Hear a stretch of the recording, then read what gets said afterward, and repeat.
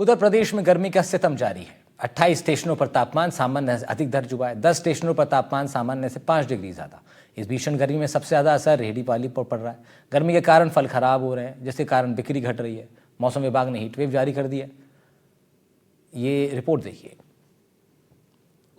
जैसे संभाग वहां पर हीट वेव की भी चेतावनी दी गई है। 7 अप्रैल से लेकर के 9 अप्रैल तक लू जो है वो चलेगी और इसका सबसे ज़्यादा असर जिन लोगों पे पड़ता है वो ये लोग हैं जो स्ट्रीट वेंडर्स हैं, जो धूप में भी अलग अलग जगहों पर खुले में इस तरह से अपने प्रोडक्ट्स बेचते हैं, सामान बेचते हैं, खासतौर पे फल बेचने का काम करने वाले लोगों के साथ और बाकी इस तरह की तमाम रेहड़ी लगाने वाले लोगों के साथ सबसे अधिक समस्याएँ होती हैं। क्या नाम है आपका, क्या बेचते हैं आप? जी मेरा नाम मोहम्मद वकील कुरैशी है जी। मैं अनार बेचता हूँ जी। वकील जी ये बताइए, जब इस तरह से गर्मी बढ़ती है, लू आती है, आप लोगों के लिए काम करना कितना मुश्किल होता है और क्या किस तरह की दिक्कत होती है आप लोगों को? जी सर बहुत ही ज़्यादा दिक्कत हो रही है, बहुत ही ज़्यादा लग रहा है। पिछले साल से भी ज़्यादा डबल गर्मी पड़ रही है अभी ही सर। हाँ जी बहुत ही ज़्यादा गर्मी है, बर्दाश्त ही नहीं होती। सुबह 6 बजे से रात 9 बज जाते हैं सर। इतनी गर्मी होती है फिर भी आप लोग आते हैं, इस खुले में काम करते हैं, लू चलती है, कैसे कैसे संभालते हैं अपने आप को? काम तो करना पड़ेगा ना, काम तो करना पड़ेगा। अब गर्मी तो लगी रही है भाई, बाल बच्चेदार आदमी है सर, गरीब आदमी, मेहनत मजदूरी करते हैं सर। अच्छा ये बताइए कि जब गर्मी इतनी ज़्यादा आती है तो आप लोगों के प्रोडक्ट्स पे, ये जो आप फल बेच रहे हैं, अनार बेचते हैं, इसकी सेल घटती है, बढ़ती है, क्या होता है? इसकी सेल सर घटती है, ग्राहक ही नहीं आता। गर्मी में देख रहे हैं पिछले साल से भी ज़्यादा डबल गर्मी है, बहुत ही कम दुकानदारी हो गई है। हाँ सारे दिन अब ऐसे ही बैठे रहेंगे, कुछ लेना देना नहीं है सर।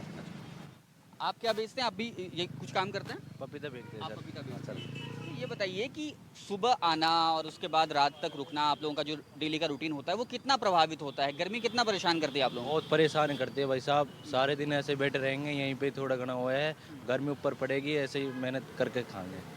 लू चलती तो कभी आप लोगों को नहीं लगता कि दोपहर के टाइम पे कहीं आराम कर लिया, कुछ कहीं चले गए?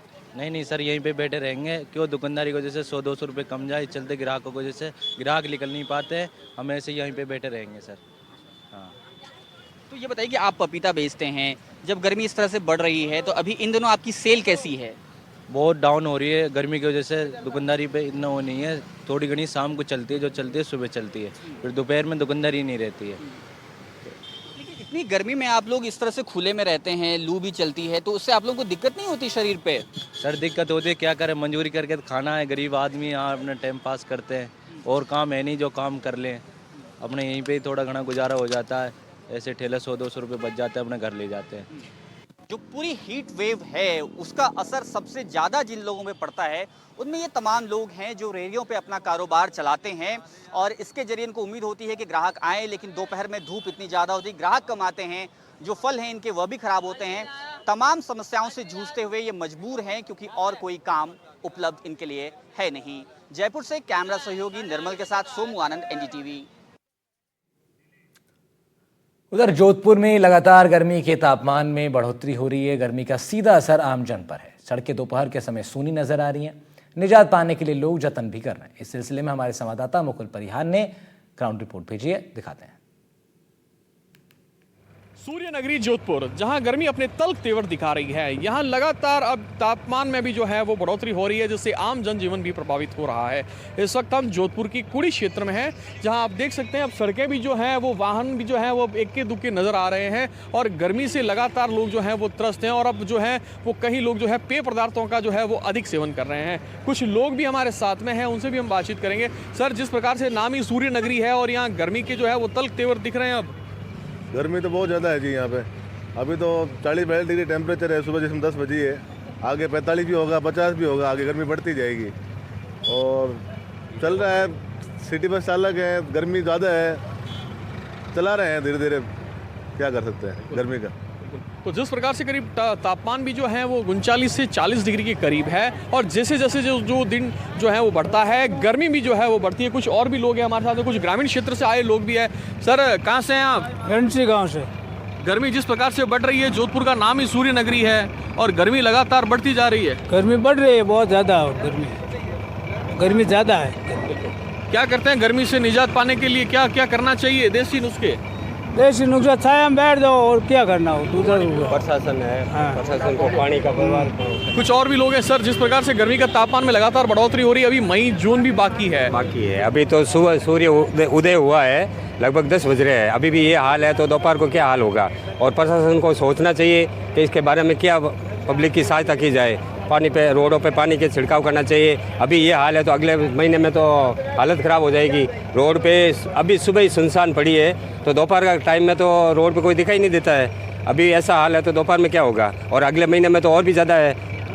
अभी तो ये क्या चल रहा है, चल रहा है अगले महीने में तो हालत ख़राब हो जाएगी। अप्रैल चल रहा है, मई जून तो बाकी पड़ा। अभी प्रशासन को सोचना चाहिए इसके बारे में, प्रशासन को कुछ देखना चाहिए कि पब्लिक का क्या हाल है। पानी की व्यवस्था करनी चाहिए, लोगों के घरों में पानी भी नहीं आ रहा है तो ये भी प्रशासन को सोचना चाहिए। पीने का पानी भी की समस्या है तो ये भी प्रशासन को सोचना चाहिए, इसके बारे में प्रशासन को सोचना चाहिए।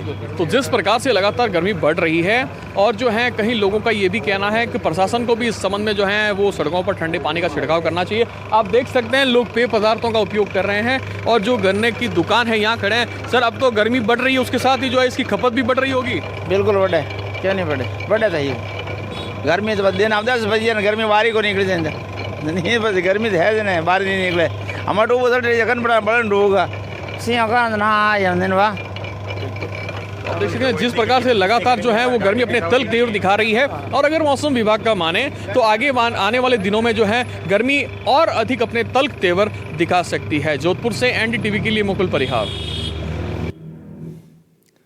तो बढ़ती गर्मी से जोधपुर में लोग परेशान हैं और यही आलम चुरू का भी है।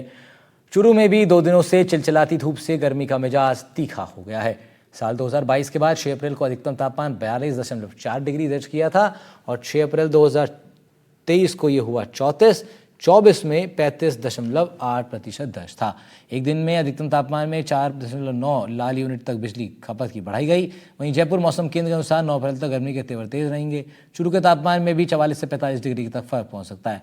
इसके बाद 10-11 अप्रैल को एक नए पश्चिमी विक्षोभ के चलते मेघ गर्जन के बाद बूंदाबांदी हो सकती है, जिसके कारण अधिवक्ता और न्यूनतम तापमान 2 से 3 तक गिरावट में होने की संभावना है। तो चिलचिलाती धूप में लोग सड़कों पर निकलने को मजबूर है, अपने कामकाज पर जा रहे हैं, परेशान है लोग। और यही हाल हम चुरू का भी है। चुरू में भी जगह जगहों पर लोगों ने मटकियाँ रखवा दी हैं लोगों के पानी पीने के लिए। पब्लिक ट्रांसपोर्ट की भी व्यवस्था की जा रही है।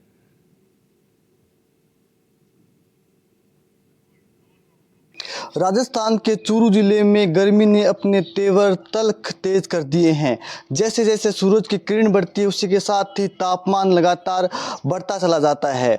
चूरू में रविवार को अधिकतम तापमान 42.5 डिग्री पहुंच गया। वहीं मौसम वैज्ञानिकों की माने तो आगामी 2-3 दिनों तक इसी प्रकार से चूरू का तापमान है वो रहने वाला है। जबकि 11 और 12 तारीख को एक बार फिर से पश्चिमी विक्षोभ सक्रिय होने के चलते क्षेत्र में हल्की बूंदाबांदी होगी, जिसके बाद कहीं जाकर चूरू वासियों को गर्मी से राहत मिलेगी। दोपहर के समय में चिलचिलाती धूप से हर कोई परेशान है। वहीं गर्मी बढ़ने के साथ ही विद्युत खपत भी लगातार बढ़ गई है। बीते दिन 9 लाख यूनिट तक विद्युत खपत है वो क्षेत्र में बढ़ गई। ऐसे में गर्मी है वो अपने तल्ख तीखे तेवर दिखा रही है।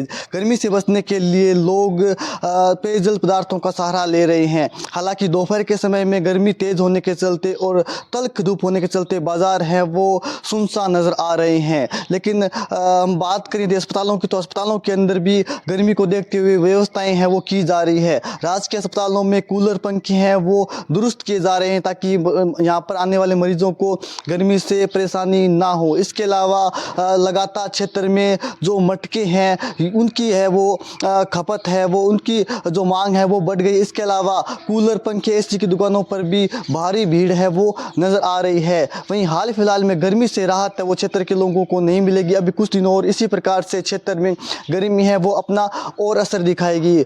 वैसे भी चूरू जिला है वो अपनी गर्मी के लिए विख्यात है। जैसे जैसे ये महीने आगे बढ़ेंगे उसी के साथ ही चूरू क्षेत्र में गर्मी है वो और तेज़ होती नजर आएगी। चूरू का तापमान वैसे भी 50 डिग्री तक पहुंच जाता है क्योंकि धोरों की धरती है वो गर्मियों के समय में आग का गोला बन जाती है और तपना शुरू हो जाती है। सड़कें भी कोलतार की तरह पिघलना शुरू हो जाती है। ऐसे में चूरू वासियों को एक बार फिर से अब कुछ दिनों के लिए इसी प्रकार से गर्मी का सामना करना पड़ेगा।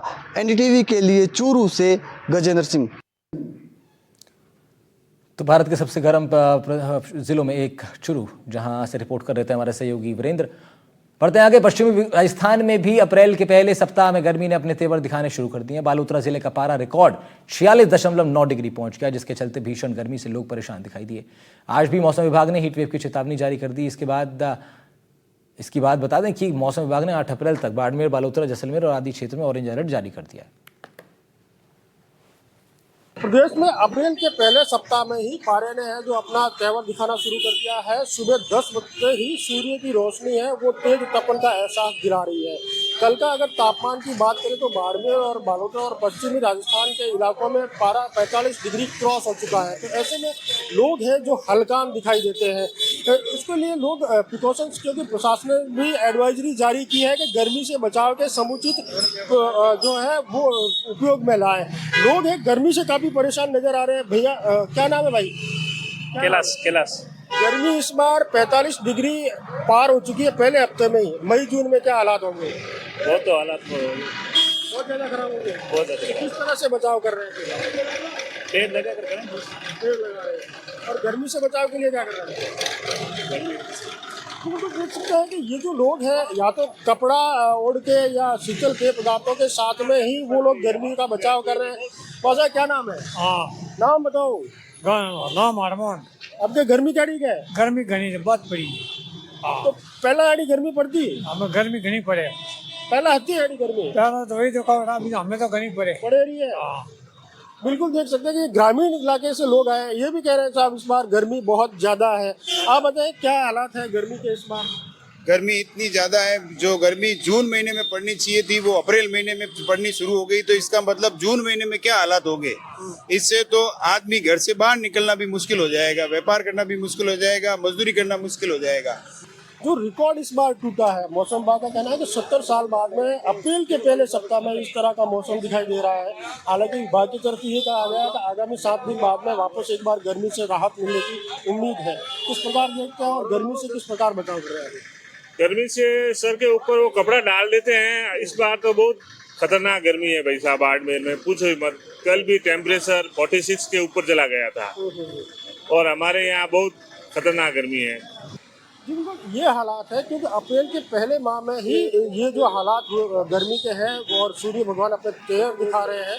ऐसे में लोग हैं गर्मी से बचाव के जो राहत पाने के लिए ठंडी छांव हो या सर पे कपड़ा हो या शीतल पेय पदार्थों का इस्तेमाल करते हुए नजर आ रहे हैं। हालांकि मौसम विभाग ने आगामी 3-4 दिन बाद में इस गर्मी से वापस राहत मिलने की उम्मीद जताई है। अब देखने वाली बात होगी कि इन 3 दिनों में पारा कहाँ तक पहुँचता है। अनिल वैष्णव, NDTV, बालोतरा।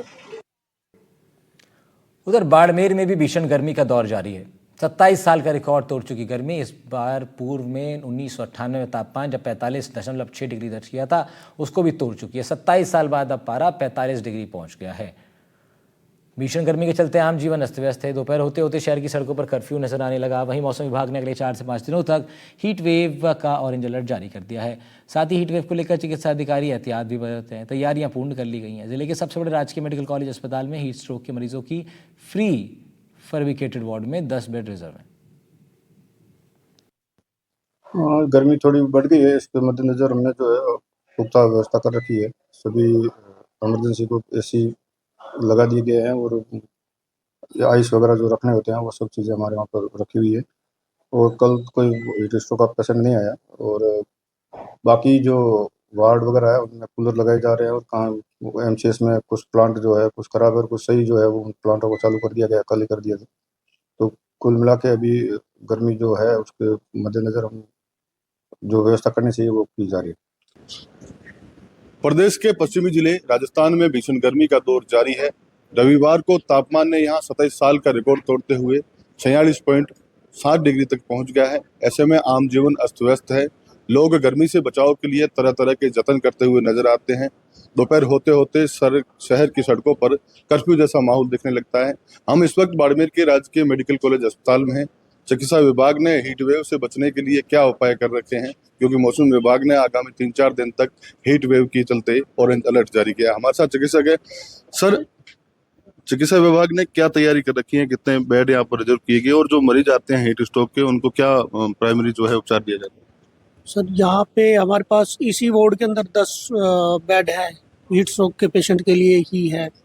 और सेंट्रल AC लगाया हुआ है और बाकी जो है इमरजेंसी में रिसीव होते हैं। शुरू में तो पेशेंट जो भी हीट स्ट्रोक के होते हैं, तो जो भी हीट स्ट्रोक का प्राइमरी मैनेजमेंट होता है वो सब दिया जाता है। फ्लूइड ठंडा करके दिया जाता है पेशेंट को, कोल्ड स्पॉन्जिंग की जाती है पेशेंट को। वो तो डिपेंड करता है कि पेशेंट कितना सीरियस है उस पर है कि। अच्छा, हीट स्ट्रोक में कौन कौन सी जो समस्याएं हैं जो शुरुआती आदमी के अंदर आते हैं और क्या बचाव इससे करना चाहिए? हीट स्ट्रोक में पेशेंट जो है सीवियरली डिहाइड्रेटेड मिल सकता है हमको, शॉक में मिल सकता है, मतलब बीपी कम मिल सकता है पेशेंट का। और पेशेंट का टेम्परेचर बहुत ज़्यादा होता है उसके अंदर। तो बचाव के लिए तो ये है कि घर से बाहर कम जाएं, ठीक है, और तरल पदार्थ का ज़्यादा से ज़्यादा इस्तेमाल करें।